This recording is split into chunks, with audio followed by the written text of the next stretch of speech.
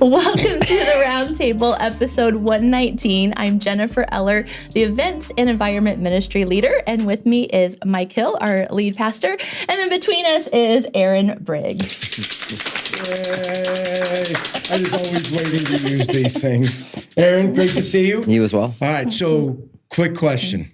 Number one movie that you have ever watched in your life? Oh, man, that's an easy one for me. It's Braveheart. Seriously? Yeah, love it. Would you ever like paint yourself up and go running around like that? Sure. Yeah. Sure. Me too. I've always wanted to do that when we had horses. Can we do a Sunday series? I wanted to take my shirt off, paint my face, and ride up and down and be just like. I've done way dumber. Huh? I've done way dumber. Like what? I mean, all kinds of things. No, I mean, that's not really like stuff you want to talk about on. It's not podcast worthy. No, but I mean, I've done way dumber than that. Okay, so tell me why Braveheart. Do you want to be Braveheart? No, I think.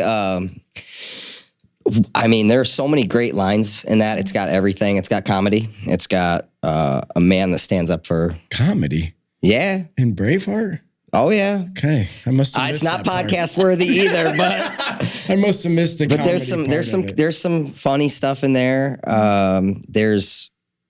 You don't want to be William Wallace. Not particularly. You don't want to be Gladiator. Listen, I don't look good in about wanting to be those guys. I don't look good in a kilt. Well, that doesn't matter. I'm talking like the tough guy. Do you want to be the tough guy? Oh, I think doesn't every man? Yes. We're taught today masculinity is toxic, but I don't believe that for one second. I want to be Rip. I want to be the Gladiator. Yeah. I want to be William Wallace. Yeah. Shredded. Eric, not that way? Come on, doesn't he want to be? He wants to be somebody, doesn't he?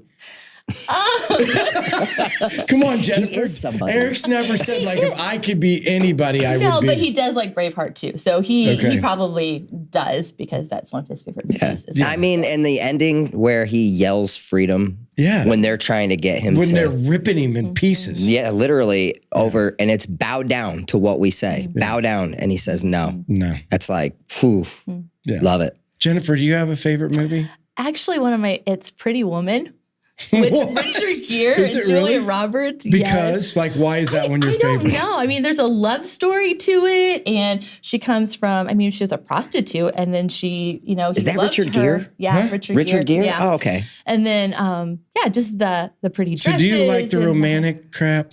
Of course. Okay. Yes. He says do you crap. make Eric watch it? He does watch it, yes. Oh, Judas. Don't take me to the medieval, the Braveheart, all that. Nope, Gladiator, don't have a desire But he has to watch that crap? Of course he does. That is not fair. That's true love. Sarah asked me the other day to watch something. I'm like, I'm not watching a romantic movie, and I'm not watching somebody that makes me cry. I'm like, the world already is sad. Why do I want to watch a sad movie? Yeah. Do you read books? The Bible.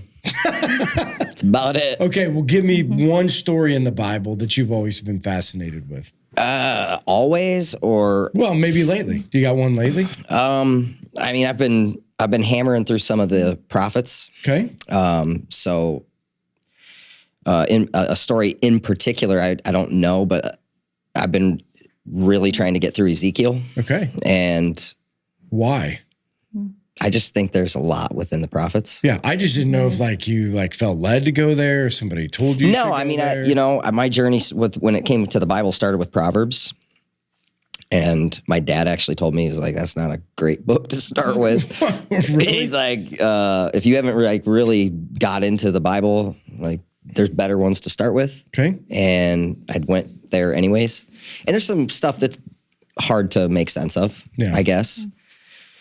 So I went into that, and then it was just sporadic. Wherever I ended up going, I would go. But then something came over me just to go through the prophets. It started. Yeah. I love the book of Isaiah. Skipped over Jeremiah, which is a terrible idea because that's a great book too. And then I just was like, you know what? How many books can I get through? Okay. Like how many books of the Bible can I get through? So do you have like a spiritual discipline? Do you do it in the morning? Do you do it at night? Do you do it? I think I always start with something in the morning. Okay. But usually I find it easier for me at nighttime. Really? After I get home from, I don't want to do anything after work but get in bed anyway. So it's like easy to get in bed with my Bible and take notes and stuff. Yeah. So I know you probably should start your day with it. Well, I'm all for just doing it. Yeah. I mean, I think that there is a value in starting your day. I think there's value in just doing something. Right. I mean, I don't necessarily think that we need to condemn people because they do it at night. Right. You know, because I mean, unlike most people, I don't know that everybody loves the morning. You know what I mean? Like I get up at 4:30, but I don't do it by choice. Like I'm hitting that snooze a couple times at least. And so here's a question for you. Why set your alarm if you're going to hit the snooze? Is there like satisfaction Agreed. in that? No, I'm asking. Like I wish my mom was here right now because she could help. I don't know. She's one of those people that. Is she a snoozer? Heck yeah, we both are. My dad was that guy that would get up at 4 o'clock in the morning. I would come downstairs at times and he would be on the couch praying. And I'm like, is he asleep? No, he's awake. He's Dad awake. stayed up And he all got night. up by choice. Like he just woke up, he had that inner alarm clock. I have never had, I have the inner alarm clock to stay awake. I could stay awake whenever I No, want. again, I'm not condemning. Yeah, I'm no, just I get saying, it. I have heard of like Sarah's kids set multiple alarms to get up in Yeah, the morning. that's my people. And I'm like, I do too. how many alarms do you need? If the one goes off, don't you just get out of bed? At least 4. Do you set multiple ones? Well, if I know I have to get up for something, if I'm tired, if I went to bed late the night before, Okay. make sure I get up. But Eric does. He'll set one for 5:15, and mine goes off at 6, and he's still in bed. And then he gets up, and then I'm like, dude, now I'm behind. Because why did you get up with your alarm at 5:15? Because I set mine because I need up at 6 o'clock. You know, so yeah. Yeah, my is weird. I set my alarm clock, but I just always wake up. I see, but you have never goes off. you kind of have that profession though. Like, and I don't mean like outside of here. You have that profession where there's other living things dependent upon you. You know, Yeah, I don't know. I was just curious because I've seen people like that are snoozers and some people just get up and I didn't know if it's like a sense of satisfaction, like you got an extra 30 seconds of sleep. It's 9 minutes. How long does it go? It's 9 minutes. That's what a snooze is? Well, I take that You back. know that. When absolutely. That's how I plan for that like last get up. You know, I'm like, okay, like this is now I'm at that moment where it's now or never. It's now or you're texting in. Okay. Is there something to get you going in the morning? Are you a coffee drinker? Energy? Coffee? Okay. Not energy drinks. Oh, no. Absolutely not. Never? I mean, like once or twice a year, I'll drink one. Okay. Are you an energy drink Oh, no, person? those are bad for you. They're terrible for you. People Nick, have do heart you drink attacks. energy drinks? Celsiuses are supposed to be good for you. Do they taste like diet? I mean, I get the non-carbonated one, so it almost tastes like a tea. I heard from, I don't know who it was, they said Celsius is actually, should be banned. Like that it's Probably. causing so many heart palpitations. Wow. Is that the right word? well, That's the right word, if right? that means anything, it'll be pushed in elementary schools next year anyways. So. Hey, in the cafeteria Yeah. at Crestview Yeah. or Flint Springs Yeah. is Celsius. Yeah, I'm sure the FDA's on board real soon, pumping that through. Oh, So. that's funny. Tell me something in the world that's either getting you fired up or excited. I Anything would getting you fired up? good or bad, you mean? Either way. Yeah, absolutely. Okay.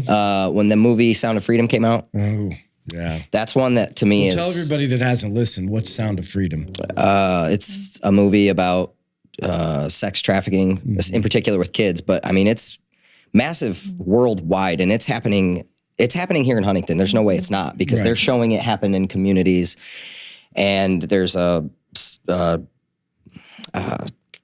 I don't know, some kind of company that is called like Underground Railroad or whatever, where they're trying to save people that are involved in it, and they're in communities like wealthy communities in Connecticut, places like that. So if that's the case, it's going on everywhere. Right. And, you know, I'm a big sports guy. So Tim Tebow is big into that also. And it's just, I feel like it's all come at one time. So much so that even like I've talked about it with Rob Hollinger, who's running for mayor here, Right. where when he gets elected, Little plug there, Yeah. Rob. yeah, when he gets elected, that anything he needs or wants in that arena, like I'm all for hopping I into. just think the idea that, like, out of this that movie, the depravity that has to be going on in the world today, that women would be trafficked, kids would be trafficked, and that it is almost a higher grossing business than drugs. than drugs. I'm like, What depraved person in the world? Parents are, selling their own children. Yeah, that's what I mean. The depravity. Like, how bad can it get? Right. You ever wonder that? Like, what you see today, like how much worse can it get? I do. But again, you asked about reading, and what did 2 Timothy's pretty clear on where it's going to get to. It really is. It's really clear on where it's going to get to. Does that make you afraid for your son? You ever think about that? I was just talking with Keely about this Sunday just before we were about to start teaching. No, I don't. Okay. Because God knew when my son would be born. Yeah. I talked to somebody the other day. They're like, I want to just tell my kids don't have kids, because of the worry of just like what the world's going to turn into, how bad it's going to get, what trials they're going to face. I get it. But you know what? Listen, I'm 42 years old, and you preached a sermon a couple of weeks ago that had me ready to, I wanted to go I can't. Braveheart. There's no you woman. wanted to paint yourself blue? No, but there's no woman in my life. But I wanted to go have more kids when you gave I'm serious. Hey, the one about quivers. Is this a plug? No, the one about having more arrows for your quiver. I was like, man, I've done a lot wrong in my life, a lot, and I haven't been good at a whole lot of things. And I'm not saying I'm great at being a dad, but that kid, just like I told you even earlier, I get hurt, and the first thing that kid's doing is praying. Yeah. I need more arrows. I want more arrows to send into the world. That's all. Right. I'm at the age where it's probably not wise. How old are you? 42. It's probably not wise.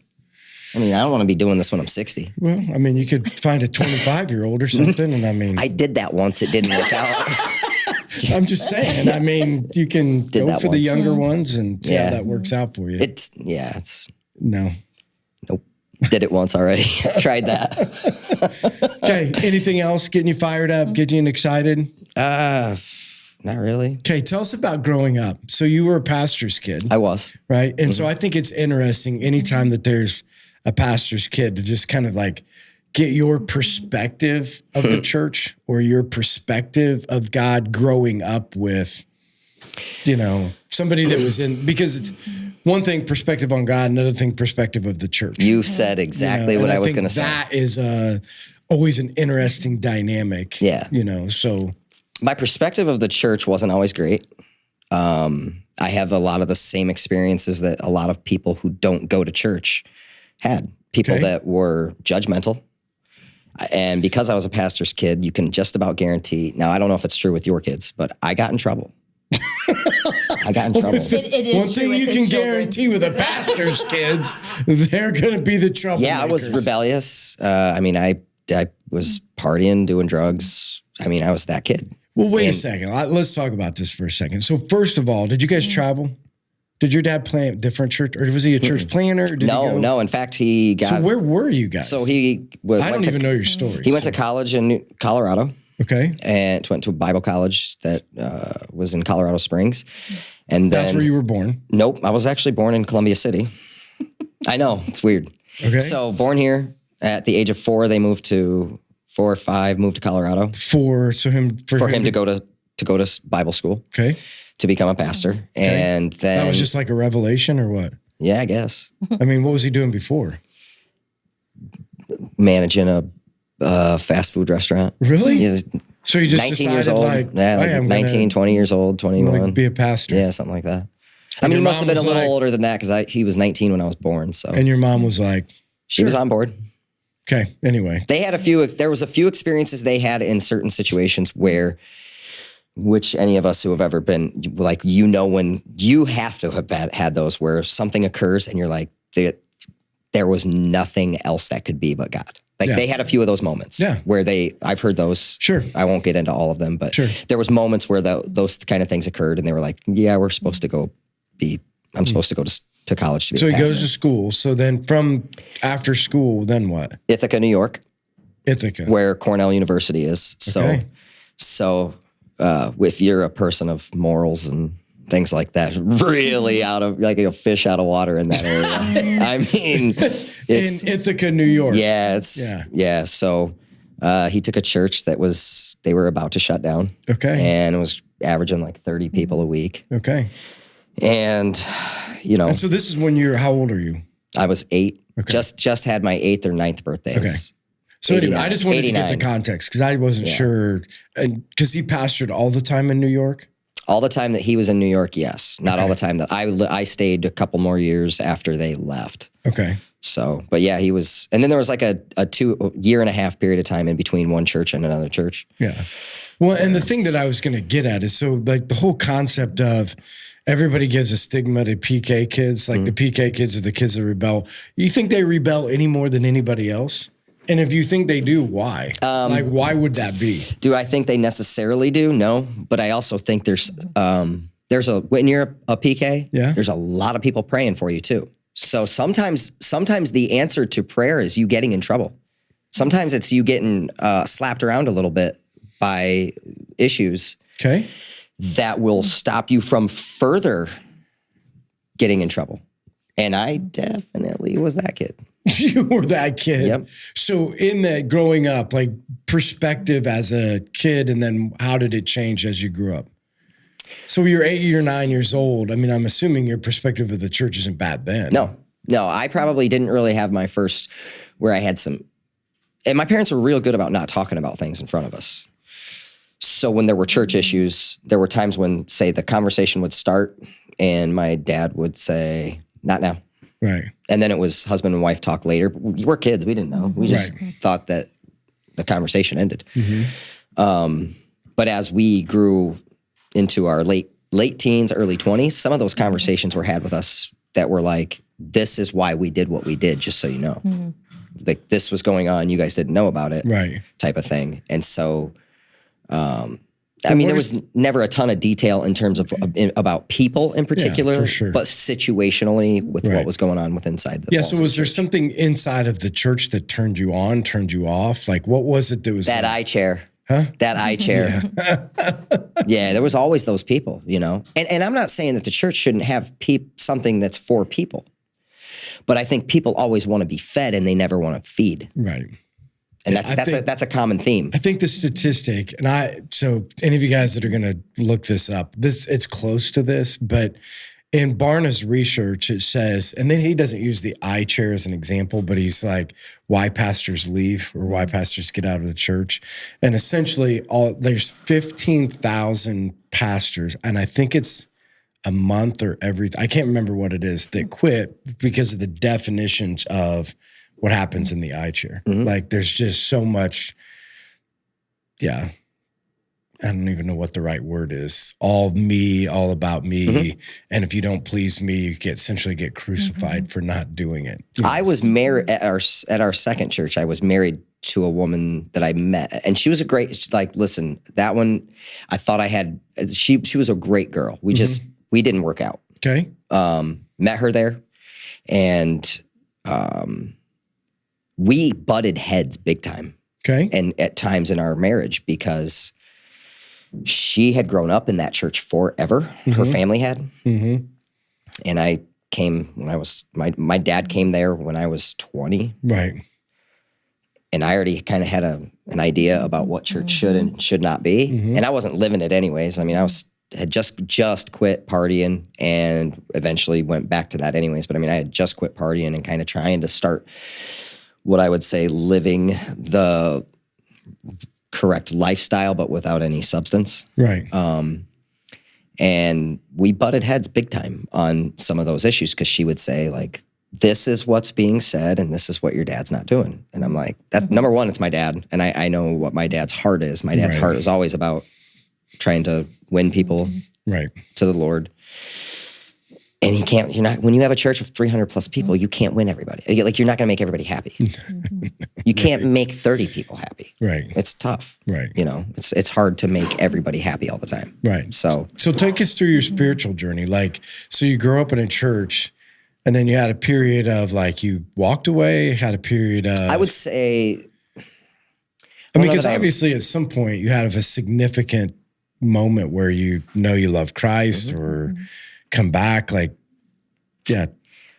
because you said you went through this period of, I mean, were you partying and still searching out the Lord? Did you just walk away? Like what was? I never quit believing. Okay. Never. I mean, right down to even, I mean, if people that would know my history or where I'm from in New York, you know, I said Ithaca is where my dad's church was, but I grew up in Dryden, which is a really small town.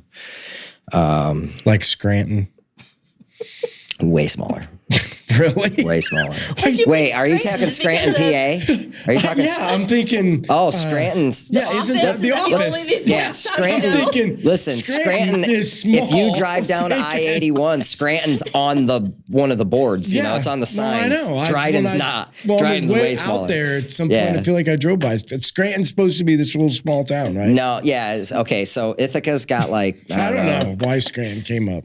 Ithaca probably has like 30,000 people there when college is not in session. But then again, Cornell University and Ithaca College. So that doubles roughly during, and then Cortland is like the next big city town, maybe like, I don't know, 12,000 people, something like that. And Dryden's in the middle. Okay. Like really tiny. Okay. So just, there was some really rotten, I mean, there's a show that did a 5-part documentary on my town. Like we had some horrible things happen there. Really? Yeah, real. Like people getting their head chopped off or. Yeah. What? You had a friend. Literally. Yeah, a friend that got murdered, right? Is that multiple. Right? Yeah. What? Like 15, Our head football coach. Yeah. Yeah, I remember you telling that story. Our head football coach, we had 2 of our Got cheerleaders. murdered. Yeah. I mean, it was real bad. And even through all of that, like I'm not going to say I didn't go through my phase where I was mad at God. Right. Didn't understand why. Well, like what did people do to deserve? One of my best friend's family lost 2 children in 13 months, both car crashes. Like how do you explain that to people as a parent? Like I still to this day I don't have answers for it. Right. But I also know that as we age, there are certain things you have to be okay not having answers to. Right.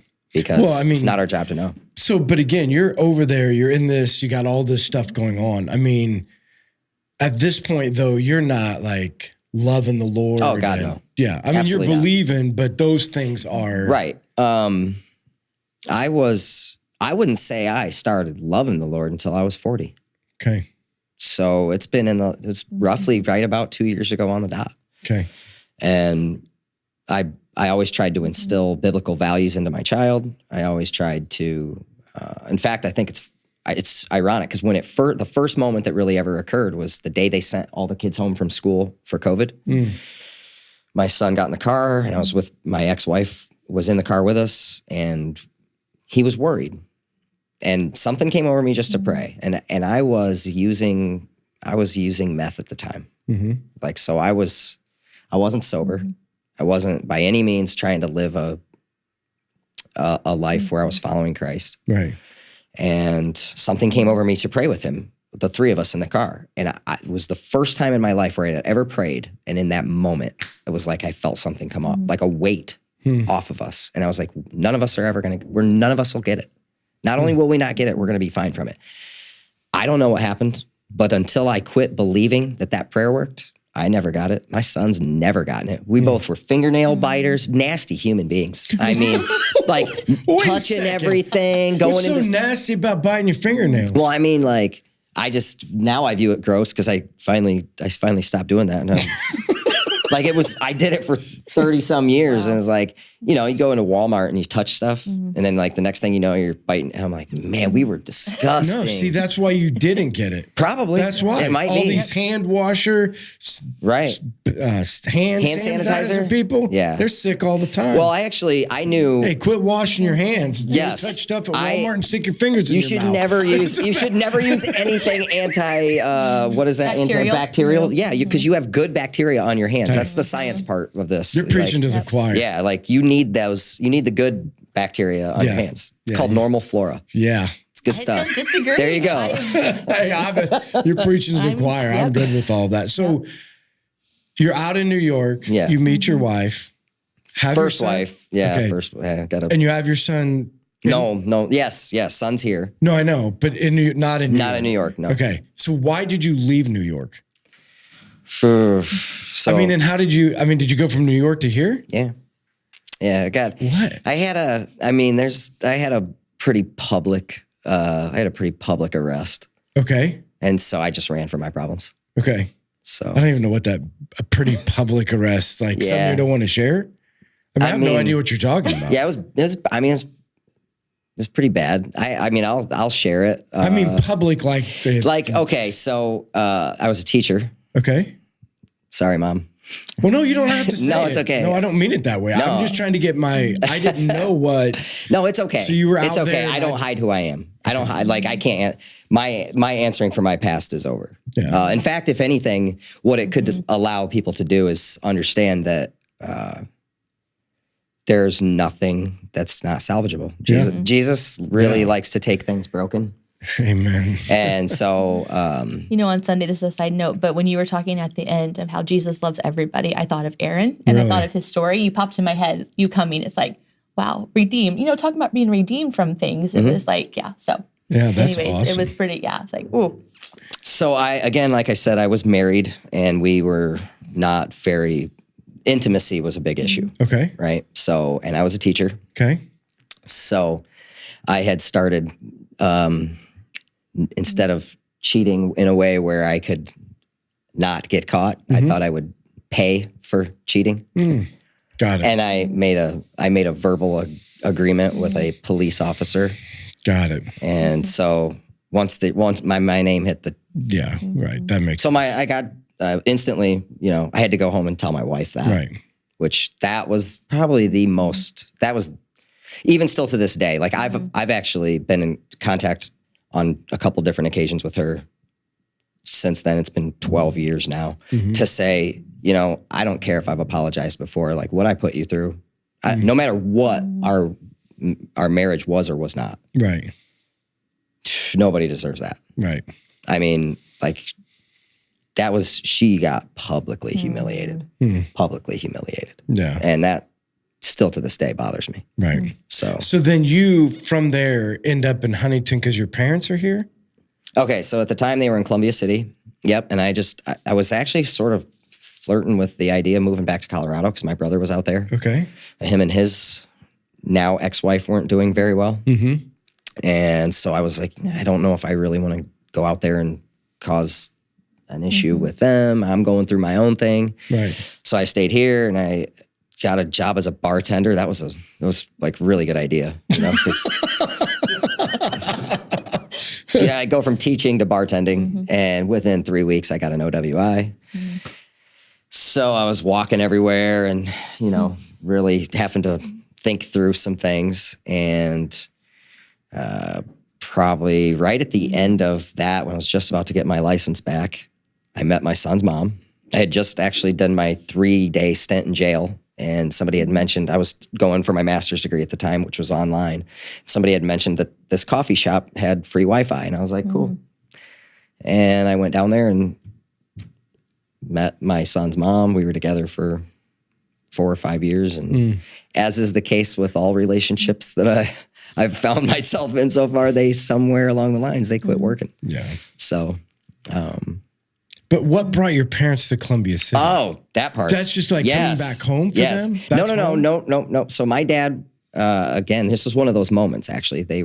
My mom's mom had got diagnosed with an inoperable brain tumor. Like I said, my mom's a nurse. So she went to she got to the point where she was like, I've followed you through the ministry for all these years and my mom's going to go and I want to be with my mom. I want to take care of my mom before she goes. And my dad was on board with it. And so they packed everything up, moved back here. I think they moved in May and she was gone a month later. Really? Yeah, she almost died almost on my birthday, which would have, in fact, it was the day that my due date, like the day I was supposed to be born, is the day she passed on. And that was in 2008. And then I moved here in the beginning of 2012. Right. So yeah, I ended up coming back here. They were in Columbia City. I stayed with them for a little while and then bought my own place in Columbia City and just sold that last year and lo and behold, got to go back and live with them again because it was half the drive from Columbia City to Bluffton where I work. Right. Huntington's only halfway there. Right. So sold my home and just kind of riding the storm. So what was the thing through all of that? So you believe, but then you're kind of headed off on the wrong track. Things aren't quite going the way they should. You mentioned substance abuse and some problems. What brought you back? Like what's the thing that you think woke you up to the point of like, I got to get this right? I mean, I get it, God, but was there other things? Yeah, were there moments? Were there like people involved? Like, tell me about it. I got married again, which I was dating a girl who was like 15 years younger than me. Okay, hold on. So I don't mean this bad. So the first marriage, right? Second marriage. No. Second marriage. I was never married to my son's mom. Oh. We never got married. Oh, okay. Sorry. Perfect, right? Like, no, that's not what I meant. I'm just trying to stay low. So then another one. Yeah. Okay, got it. Yeah. And which is funny too, because even when I was with my ex-wife, people would see the three of us, my son, and they would say, "Oh, he got his mom's hair." Yes, he did, but that was not his mom. He did get mom's hair, very much so. So yeah, I ended up meeting somebody. She was much younger, and because of that, we didn't take it like we were dating, but I think we both had an idea of what it was not going to be. Okay. And so she was a type 1 diabetic, and everything sort of I didn't feel like it was necessarily my job to take care of that at the time. And one day I got home from work and she was almost dead, literally nearly dead on my couch. So I called an ambulance. So they took her to the hospital, and they took her to the one in Columbia City and then rushed her to DuPont North. It was a big mess for 2 weeks. She was in a coma for 10 days. Gee, and in that period of time, there was a few moments where I was like, God was there with me. Like one of the days in particular, I had prayed. I mean, I did love the girl. I did. But I would never tell her that because I was like, this is 15 years. This is never going to work. Right. I'm not going to. And I was like being that typical guy that was like, I'm not going to tell you I love you. I'm not going to do that. That's what typical guys do? I don't know. I mean, but you married her, so you still tell her because that? No. Listen, that's where I'm getting to. I'm getting to that. So while she was in the hospital, one of the days there, I had come in and I was praying, and again, she's in a coma. But I had walked in and just put my hand on her feet, and all of her, the nurse, I was talking to the nurse, and she had around the clock nurses, and she, the one nurse had said to me, I asked her how the night was, and she said it was terrible. She had not been good. Like, be prepared. This may not go the way you want it to go. And I had just put my hand on her feet and started praying. About that time, all of her vitals stabilized. And the lady was like, whatever you're doing, keep doing that because it's working. She knows, she knows who you are. So I went up and by her head and started praying with her. And the guy that was coming in to do her oral care said, all the medicine in the world won't fix her, but what you're doing right there will. He said, do you mind if I pray with you? And I was like, no. And I'm bawling. I was a mess. And he prayed with us. And the next day or maybe 2 days later, I went there and she was awake. And they didn't tell me that they were going to, but they got the, what's that thing called they put down your throat? Incubate you? Something. Did you say incubate? Yeah, isn't it incubate? No? Yeah, just like an egg. Incubate them. It's intubate. Yeah. Close though. That was really close. I'm going to shut up over here. It could be incubate. Like it could be. I think it's whatever intubate. That tube is. I think it's intubate, but it might be. I could be wrong. It could be incubate. Yeah, they got all that out. That's what our producer does. He checks on our language, right, Nick? He's Googling it. English was not my forte. No, but that's me either, obviously. Either way, I didn't know what it was. Incubate or intubate. Whatever, yeah. One of the two. They got it out. Yeah. And so like after that, I had prayed along, when I was praying, I had prayed, again, and I was not, I wasn't living I wasn't even trying to live. Don't you think that's funny? I think that part's funny. Not funny, but people could be completely far away from God, but when something happens, they come back to prayer. Yeah. Don't you think that's weird? Well, I mean, I've always known it worked. No, I know, but I just think that's so like what brings people back to that place? You know, what makes them be like, is it the being at the end of themselves? Is it? I think in those moments you're willing to try anything. Yeah, I like think you for said, some people, you always knew God. I mean, that was part of my story. I grew up in church. I always knew God. You prayed periodically, but yeah, when you get to that certain point, you know that's the answer. When you get to the end. Yeah, you haven't been walking it, but you know that's your answer. Yeah. which I think is one of the reasons why it makes sometimes prayer difficult when things are going well. Not so much, Sure. but like harder to remember to do or to put the effort into it. Yeah, when things are like running smoothly, Right. like what do I have to? Yeah, what do I have to pray for? Yeah, Yeah, like what else is there? you better get ready. You better get ready. Yeah, so anyway, so she gets out, like this was a turning Yeah, point and for you? we were married 4 months later. Okay. 4 months later, we were married. Okay. And so that was a turning point spiritually for you? No, our divorce, our split was. Okay. Again, I had been back using meth. I had been using for 3 years probably. Almost 3 years straight, and had 2 different times where I almost got arrested, a time where I did get arrested, and I just never quit. Didn't care. I was like, I didn't feel like I had the right people, I guess, in place where I knew it would require a massive amount of help because once you use for that length of time, you're going to sleep for 3 weeks. And you got to sleep for 2 to 3 weeks. I mean, like not straight, but pretty close to straight. Really? Yeah. Just to get your body to recover. Yeah. Because sleep was something you deprived yourself of for 2 to 3 years. I mean, So meth keeps you awake? Yeah. Really? Yeah, I was never that guy that was going to do drugs that would like put you to sleep. Like, I don't understand that. Just Like, running down the road. yeah, like I want to do things. Like I would want to be able to like, okay, so I can go to work and do all the things I want to do and not have to sleep. Okay. That sounds awesome. Right. Until it's not. Right. Until it's not. So okay, so the split happens, and this is your like. yeah, I was in my eye chair. I just wasn't in a church. Okay. So she wouldn't talk to me. Like I'd call her and whatever, and I was trying to make it work. I was throwing every last ditch thing I could do to try to make it work. And she was like, if you hang up or if you yell at me again on the phone, I'm gonna hang up on you and I'm gonna block you.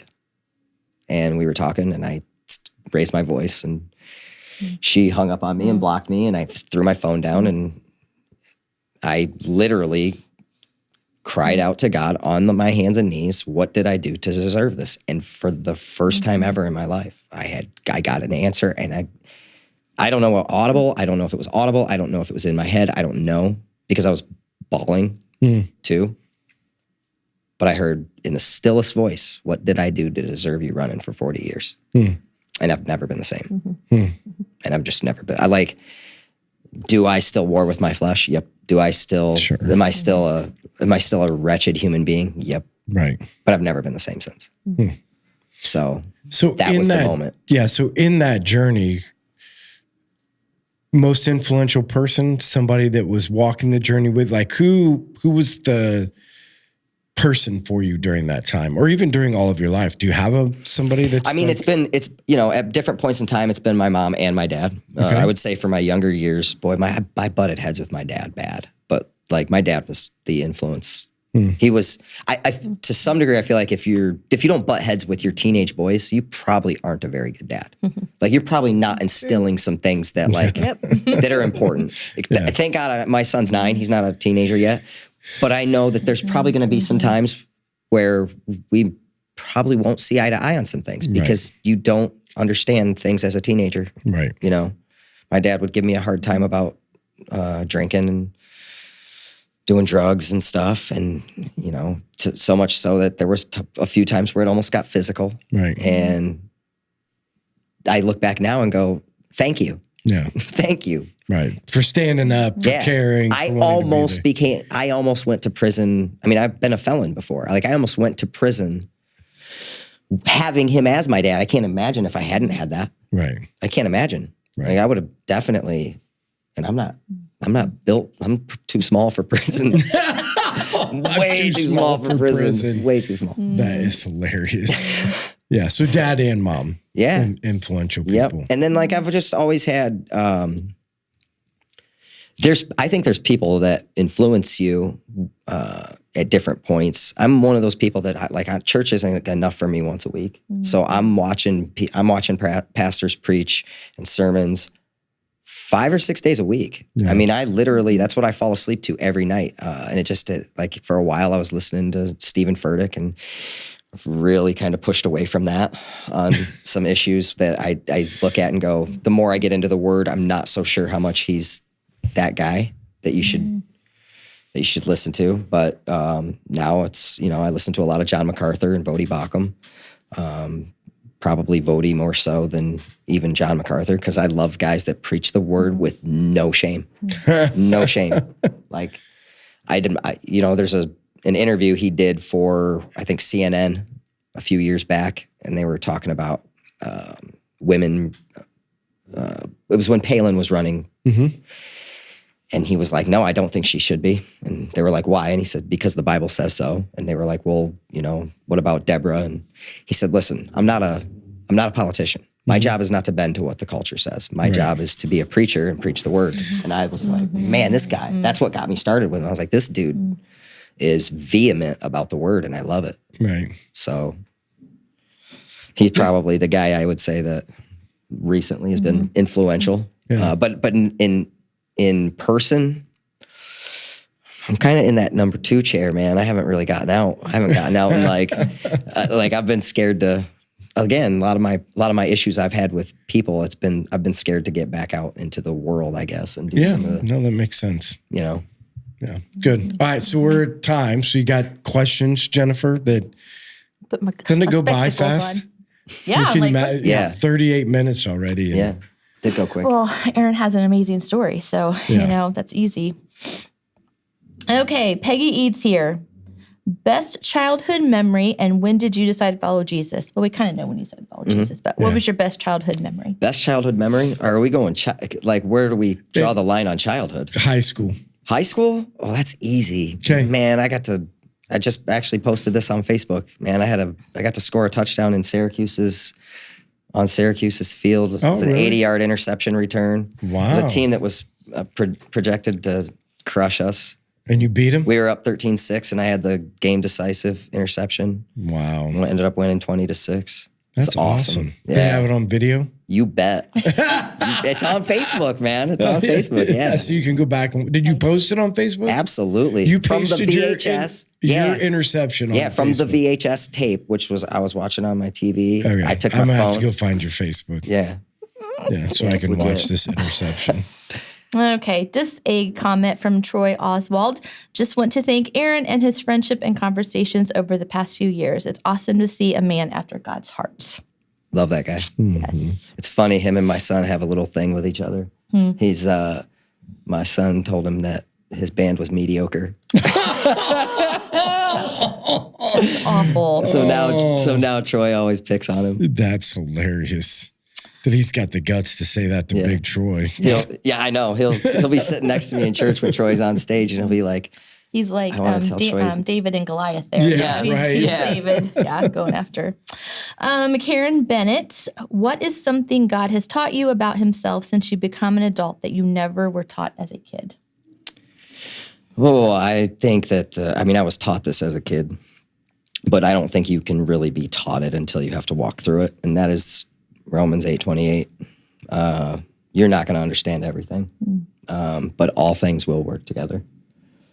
That's what I was even saying with the people that I grew up with. That, we had all of us. We're all interconnected forever with some of our stories, and I can't believe how many people that I still will see posts on Facebook, and I know that Facebook's not isn't necessarily the truth on everyone's life, but people that have over time have come to God that grew up in that town because some of those situations occurred, because they had to walk through some of those evil things that just wrecked us as kids, Wow. And I think it gives perspective when things don't go your way as an adult, or when things seem like they're way off track. Yeah. Sandy Atkinson, as a dad of a 9-year-old today, thank you for raising him in the church and letting God work in both of your lives. How can those of us who have grown children help support you as you navigate these critical years with Brody? I don't know if I know the answer to that. I mean, I think, again, one thing that was always crucial for me when I was growing up was I didn't even realize how many people prayed for me. Of course, I pray for my son every day. Right. First thing I think of when I start praying after I give thanks in my prayer, the first thing I do is pray for my son. But anybody that wants to add him to their prayer list, that's probably the best thing you can do, because Agreed. I believe that prayer works, and I would never tell somebody not to offer up their prayers for him. Yeah, good. Yep. Okay, Jenny Walker. She's got 3, but we're only going to ask 1 here. How did being a pastor's kid, having that background, serve you while you were in addiction? Well, I mean, as an addict, and when I was using and partying, I never quit believing, so much so that there were times where I'd be having conversations with people and passing a bong around, or literally talking to them about God. Terrible witness. But maybe that was the only people they were ever going to hear it from. Right. But I mean, and I would always, I have 2 science degrees, so I would always relate it back to that and say, like, you got more faith if you can believe the science that you're taught, than just believing it. Because a lot of it would stem from things like evolution or creation, those type of subjects. But it would get into those conversations. So I would say, if to answer the question, I would say having a firm understanding and belief in what God was, because I never questioned that. I never doubted that. I never didn't believe that. I just wanted to live my own life. I didn't want to wave the white flag, Right. Surrender feels sometimes like it's the wrong thing. Right. As a man. But you had a foundation, something to come back to. Yeah. Yep. Jenny also has a comment here. You're awesome, Aaron. Thanks for reminding us all that a joyful recovery is possible. And I heard her story. I was there for her story. She did the same for me. So I think this is Janelle Smelser's number, possibly. I'm not sure who it is, actually. What is your favorite or life verse? You already said it, right? Romans 8:20. No, that's a great one. Okay, you got a different one. Oh, my favorite one. Do you have it tattooed on you? I don't. Okay. Do you have tattoos? I do have 2. Why do you say it like that? Because it says never get tattoos to the living or the dead, right? Isn't that what? I know. We did all this about the law. I get it. But I have one to the living, which is my son's footprints, and I have one to the dead, one of my best friends that got killed in a car crash. Okay. So I literally have both. It's like, the Bible verse is 2 Timothy 3:16. All scripture is God-breathed. That means whatever you read in there, you don't get to question. Right. You don't get to question it. Right. That one, to me, when I started, and Proverbs 30 verse 5, which is every word of God will prove to be true. So those 2 and you understand those 2, then it's like, man, it doesn't matter what I read in there. I may not understand it, but it has to be God-breathed and it's true. Right. So those are the 2 for me that have become like in my DNA. Yeah. Good. Yeah, I love those. They might be mine too. I have some, but those are good. Yeah.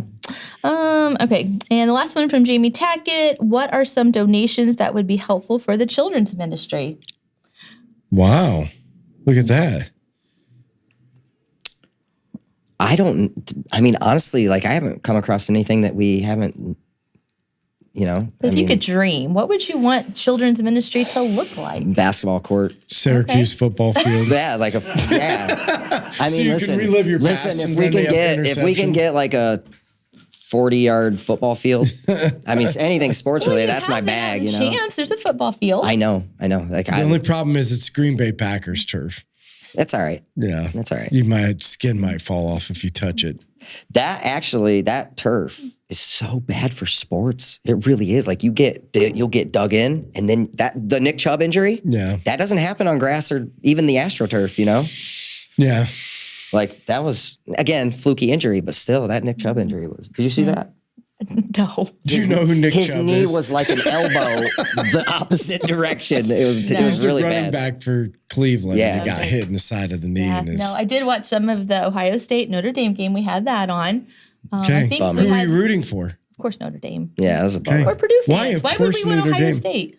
Oh, yeah, that's true. Yeah. Doesn't everybody hate My Ohio favorite State? football player of all time is from Ohio State, but I was still rooting for Notre Dame. Chris Carter. Yeah. Nobody roots for Ohio State. Everybody hates Ohio State. I know. So well, listen, Ohio State, Michigan. I'm Ohio State. When all I was a kid, day. you knew who my team was? The Miami Hurricanes. Yeah, Yeah. I can see Catholics that. against convicts. Yeah. I'm all for the convicts. Right. You would think I would have been too. I was a Notre Dame fan then No, too. I Yeah. was all about the convict team. Right. Yeah. Catholics against convicts. Do you remember when that happened? do. When they all wore the jerseys? Yes, And- absolutely. yeah, that was the big thing. Yeah, I mean, I'm a sports junkie, so like that's my world. So, anyways, to answer that question, yeah, anything sports related, we are all in. Ping pong. I love the ping pong table. My son and I get a game in at least every week. So Oh, I yeah, all that hate stuff's ping good. pong. Yeah, on Sunday I walked upstairs and they were like taking these deck of cards and they were trying to flip them through this little Trick hole. shots. And then Yeah. it's like they're like all the sports trick type Yeah. stuff. Oh. So Dude they're all- Perfect. yeah, that's what we're we're talking big into about. Dude Yep. Perfect, and yeah. Yeah. So Okay. Yeah, awesome. That's it? That is it. All right, Jennifer, so send us off. So give everybody the number to be able to text you. Okay. Yes. So if you're not part of the Roundtable texting group, you can text podcast to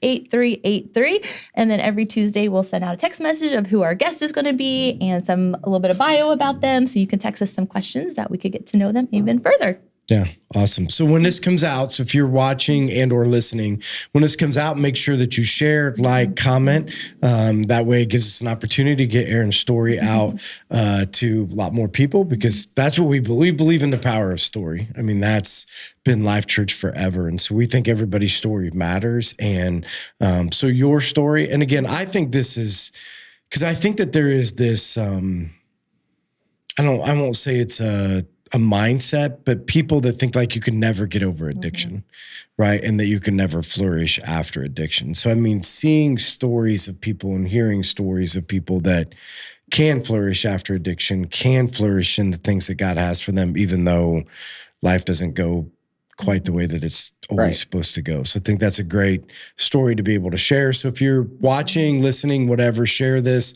when it comes out. And then if you see Aaron at church, make sure you come and say hi. And he's always up in the children's ministry, it seems like, for the first service. And you're a second service guy all the time, right? Yeah, I go So first service. you're teach. with the service that actually makes noise. Yes. Yeah. We had a couple come to the first service because they were in Taylor's small group, and they were like, the first service is a lot bigger, but what's wrong with everybody? Yeah. Like the second service? I think it's because it's 9:30, man. They're not awake. I don't know what it is, but she's like, they both said like they're just not like into it. There's like in the second service, you got people whooping and hollering and raising hands. And so if you, come to the second service once in a while. It's it's quite It's a an different experience. atmosphere. It is. Right. So Yep. again. So Aaron, thanks for joining us. And again, don't forget, like, comment, share, come up and say hi to Aaron. But we just want to thank everybody for joining us, and we'll see you guys next week.